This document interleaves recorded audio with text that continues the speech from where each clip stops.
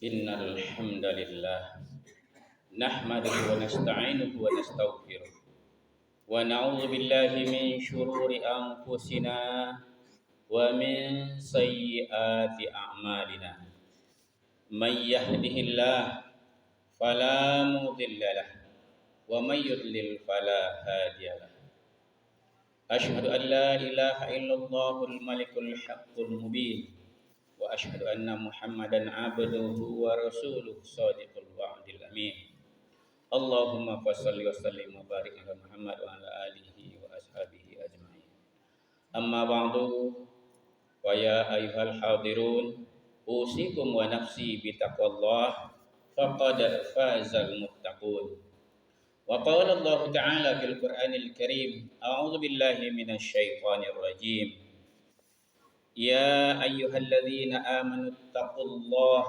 ولتنظر نفس ما قدمت لغد واتقوا الله إن الله خبير بما تعملون ولا تكونوا كالذين نسوا الله فأنساهم أنفسهم أولئك هم الفاسقون صدق الله العظيم. Bapak-bapak, saudara-saudara, para pemuda, remaja, dan anak-anak kami, umumnya sidang Jum'ah yang dirahmati Allah Subhanahu wa Ta'ala. Alhamdulillah, bersyukur kita kehadiran Allah Subhanahu wa Ta'ala yang masih memberikan kita nikmat iman dan Islam, yang mana dengan kedua nikmat tersebut menjadi sarana bagi kita untuk keselamatan dunia sampai akhirat. Selawat beriring salam, semoga senantiasa Allah curahkan kepada manusia terbaik yang selalu merindukan kita, yang kasih sayangnya kepada kita telah lebih dahulu sebelum kita lahir, yaitunya baginda Nabi Muhammad sallallahu alaihi wasallam. Allahumma shalli ala Muhammad wa ala alihi wa sahbihi ajma'in. Mudah-mudahan dengan melazimkan berselawat kepada baginda Rasulullah sallallahu alaihi wasallam, di akhirat nanti kita akan beliau cari dan kita dipersilakan minum dari telaga beliau dan akan mendapat syafaat beliau dan duduk berdampingan dengan beliau di dalam surga Firdaus. Amin. Amin ya rabbal alamin.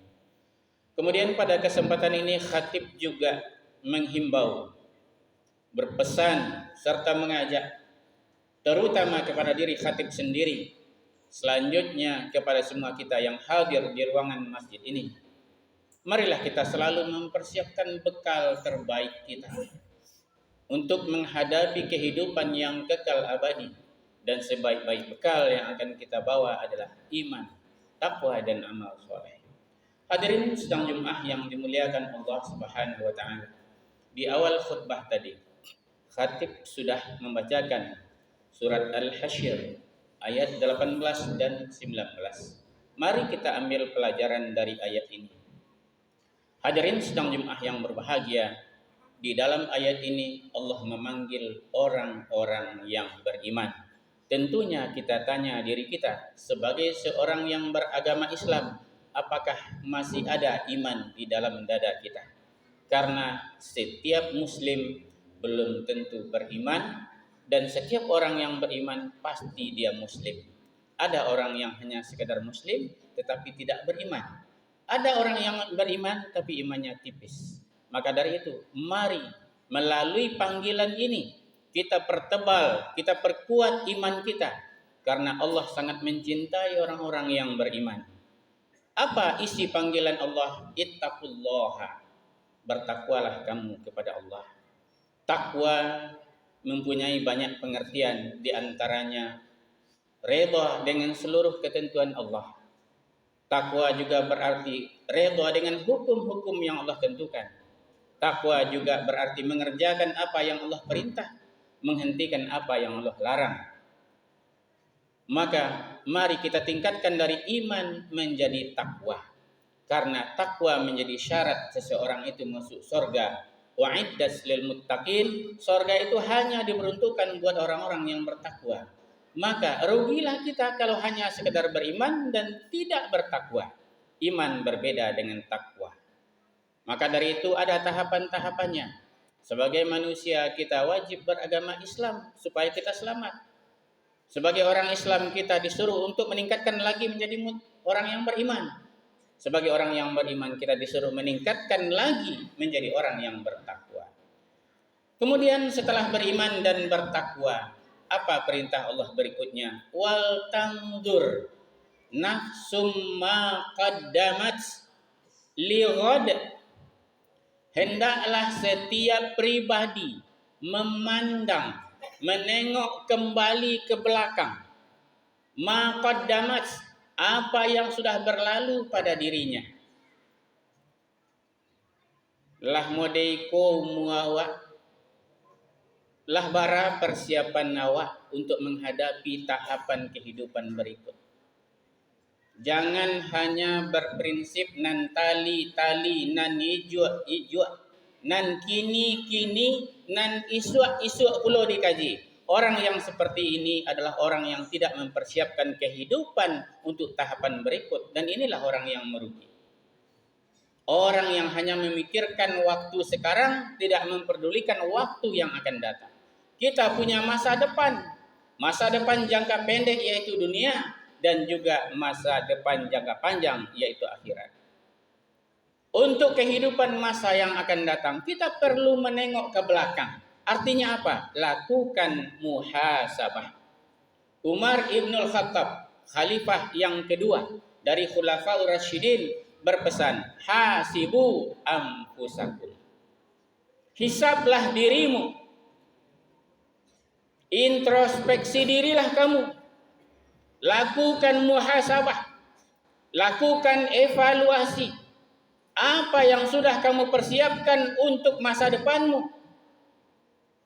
Supaya kita tidak tekor seperti orang yang berjualan yang tidak tahu lagi modalnya. Dia hanya menjual dan menjual. Ternyata ketika dibelikan lagi uang tersebut, ternyata tekor. Kita makan pokok bahasa orang wali. Maka dari itu tengok ke belakang. Apa yang sudah saya persiapkan untuk kehidupan saya? Yang mana nanti di akhirat seluruh amalan akan ditimbang. Siapa yang timbangan kebaikannya lebih berat, walaupun hanya satu garis, maka tempatnya adalah di surga. Siapa yang timbangan keburukannya yang lebih berat, walaupun itu besar, bedanya hanya satu garis, maka dia mesti mampir dulu di neraka. Coba kita tanya. Coba kita timbang dulu. Kata Umar Ibn Khattab, wazanu anfusakum qabla an tuzanu alaih. Coba kamu timbang-timbang amalanmu. Kamu perkirakan, kira-kira kalau sekarang waktunya ditimbang amalanmu, kira-kira mana yang berat, pahala atau dosa? Hadirin sedang Jumat yang berbahagia, kita mesti menengok ke belakang. Sudah berapa umur yang kita pakai?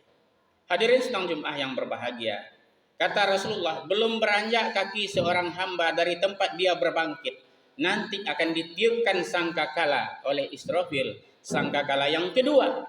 Kalau yang pertama hancurnya seluruh alam, kalau yang kedua dibangkitnya seluruh umat manusia. Ketika seseorang dibangkit dari tempat dia berbangkit, dia belum bisa melangkah. Satu langkah pun belum dia bisa melangkah. Qabla ayyus ala an arba'in. Sebelum ditanyakan kepada dirinya 4 perkara. Apa yang 4 perkara itu, hadirin sedang Jumat yang berbahagia? Kalau ibarat ujian, soalnya sudah dibocorkan jauh-jauh hari. 1400 tahun lebih sudah Rasulullah bocorkan soal ini. Kalau tidak lulus juga, kata Bang Roma, terlalu. Maka apa soal yang 4 itu? Yang pertama tentang tubuh. Tubuhnya digunakan untuk apa? Nanti akan ditanyakan. Matamu dilihatkan kemana? Telingamu didengarkan untuk apa? Lidahmu digunakan untuk membicarakan apa? Tanganmu manjambu kama? Kakimu melangkah kama? Perutmu diisi dengan apa? Tubuh ditanya. Waktu itu mulut dikunci. Al-yawma nakhtimu ala afwahihim. Pada waktu itu mulut dikunci. Yang lain berbicara, mata, telinga, tangan, kaki, semuanya berbicara. Bersaksi kepada Allah. Yang kedua, ditanya tentang umur. Ada orang yang umurnya pendek, ada orang yang umurnya panjang. Tetapi yang ditanyakan di sini bukan pendek dan panjangnya umur, akan tetapi kemana umur itu digunakan. Umur itu diisi dengan apa saja. Rasulullah katakan, sebaik-baik kamu khairukum man tala umruhu wa hasuna amaluhu. Sebaik-baik kamu adalah orang yang panjang umurnya dan baik amalnya. Sejahat-jahat kamu, kata Rasulullah, adalah man tala umruhu wa sa'a amaluhu. Orang yang panjang umurnya tetapi buruk amalnya. Yang di sini bukan panjang dan pendeknya umur yang ditanyakan, tetapi umur itu diisi dengan apa saja. Yang ketiga tentang ilmu. Nanti di akhirat tidak ditanya apakah kamu sudah sarjana apa belum. Apakah sudah S1, S2, S3 atau S berapa? Kamu tidak ditanya. Tetapi yang ditanya di sini adalah ilmumu diamalkan atau tidak. Ada orang ilmunya sedikit diamalkan, dapat satu diamalkan, dapat lagi diamalkan. Ada orang yang ilmunya tinggi, titelnya panjang, tetapi perangainya, perbuatannya menunjukkan kalau dia itu bukan orang yang sekolah. Seperti orang yang tidak menempuh pendidikan. Ilmumu digunakan untuk apa? Orang yang berilmu tapi tidak diamalkan bagaikan pohon tidak berbuah. Yang keempat pertanyaannya, an malihi, tentang harta. Kalau untuk umur, tubuh dan ilmu pertanyaannya satu, yaitu kemana digunakan.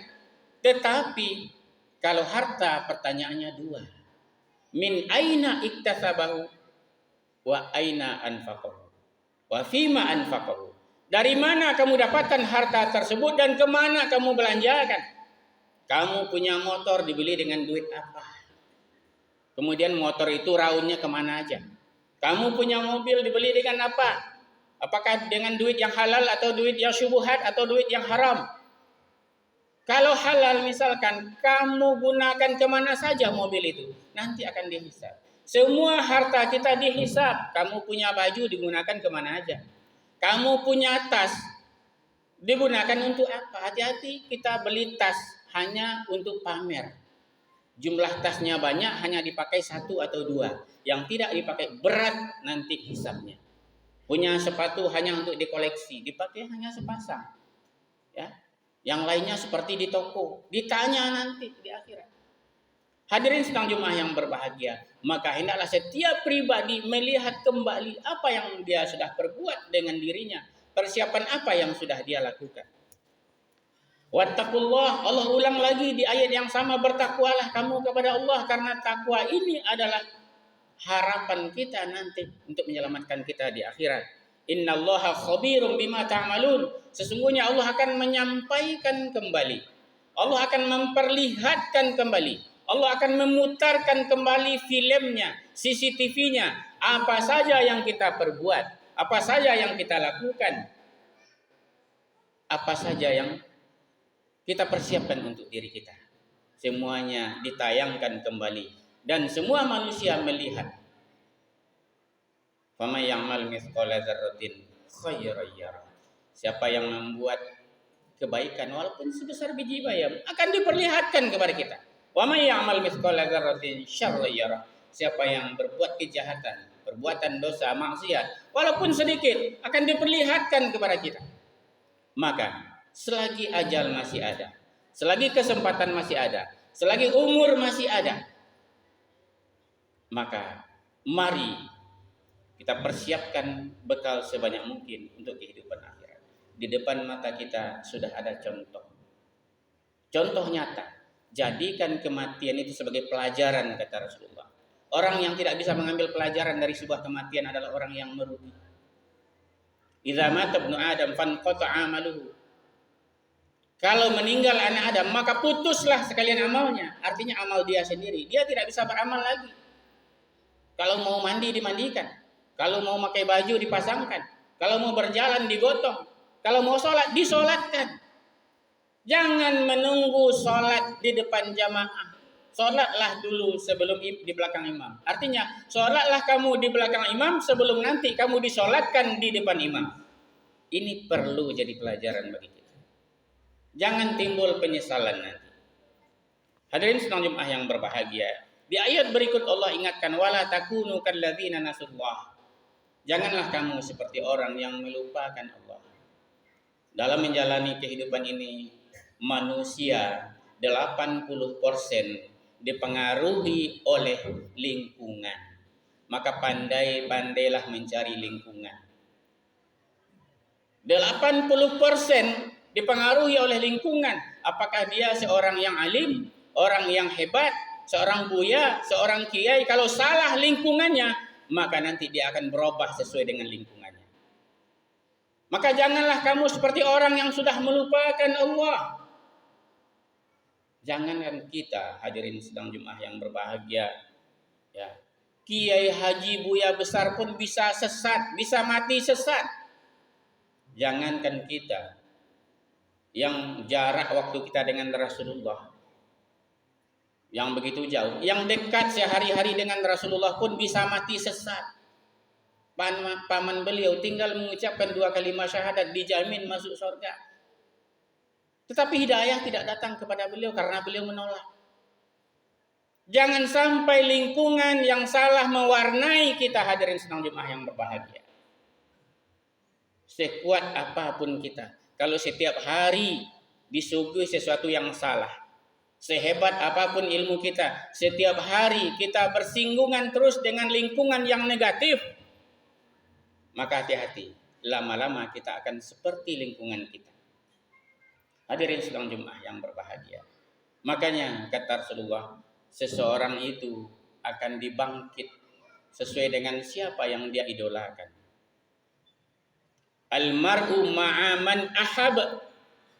Seseorang itu dilihat dengan siapa dia berteman. Walaupun dia orang yang buya besar sekalipun, kiai haji yang terhormat sekalipun, kalau salah dalam bergaul, maka hati-hati.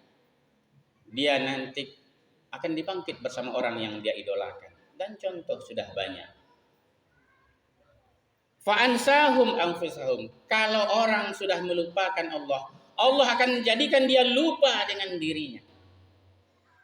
Walaupun seorang kiai haji, tetapi duduk bersama lingkungan yang salah, akhirnya dia tidak bisa berbicara apapun. Ya, dia sama dengan asyaitonu akhras.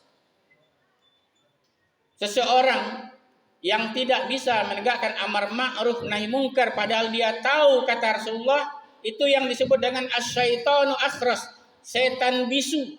Ilmunya tinggi tetapi dia tidak bisa bicara apapun. Padahal kata Rasulullah, kalau kamu melihat suatu kemungkaran, robahlah dengan tanganmu dan kekuasaanmu. Kalau kamu tidak sanggup, robah dengan ucapanmu, kamu berbicara, kamu sampaikan. Kalau zaman sekarang boleh dengan mengetik di HP, sampaikan kebaikan, amar ma'ruf nahi mungkar. Kalau kamu tidak sanggup juga, maka di dalam hati saja berdoalah. Itulah selemah-lemah iman. Hadirin sedang Jumat yang berbahagia, di negara kita punya pemimpin seorang ulama besar, tapi asyaitonu akhras, sama dengan setan yang bisu, tidak bisa merubah kemungkaran-kemungkaran yang ada di negara ini. Itu contoh yang nyata. Maka jangan kita membanggakan saya orang alim, saya orang hebat, saya buya, saya tidak akan terpengaruh. Jangan. Lingkungan akan mempengaruhi kita. Ya, akibatnya kita lupa dengan Allah dan Allah menjadikan kita lupa dengan diri kita. Betapa banyak orang yang lupa diri, tidak tahu dari mana dia, sedang di mana dia, akan kemana dia, bagaimana persiapannya. Sudah lupa dengan dirinya. Innallaha ya ulaika humul fasiqun. Itulah orang-orang yang fasik. Siapa orang yang fasik? Orang yang melanggar setelah berilmu. Orang yang tahu aturan tapi dia melanggar. Itulah orang-orang fasik. Mudah-mudahan kita tidak termasuk orang-orang yang fasik. Alhamdulillah. Hadirin sedang Jumat yang berbahagia. Untuk mengakhiri khutbah ini, maka kita simpulkan apa yang kita sampaikan tadi. Yang pertama, kita mesti melazimkan muhasabah. Berapa kali kita melakukan muhasabah dalam setahun? Coba tanya diri kita. Atau dalam seumur hidup kita sudah berapa kali kita melakukan muhasabah? Abu Bakar As-Siddiq, khalifah yang pertama, melakukan muhasabah. Setiap beliau akan tidur, siapa yang pernah kena oleh mulut saya, dia tanya pada dirinya, siapa yang pernah saya rugikan? Siapa yang pernah saya tempeleng? Siapa yang pernah saya hinakan? Sebelum tidur beliau ingat-ingat kembali. Barang siapa yang belum saya kembalikan, maka lakukanlah selalu muhasabah agar kita tidak tekor nanti di akhirat. Kemudian yang kedua, selalu bertakwa kepada Allah dengan meyakini bahwasanya nanti di akhirat kita akan melihat apa yang kita lakukan dan itu akan dihisab dan akan ditimbang dan akan menentukan tempat kita apakah di surga atau neraka. Mudah-mudahan hadirin sedang Jumat yang berbahagia, kita termasuk orang-orang yang tidak melupakan Allah, tidak lupa kepada diri kita sendiri dan tidak lupa dengan tujuan hakiki kita. Fa'tabiru ya ulil absar la'allakum turhamun.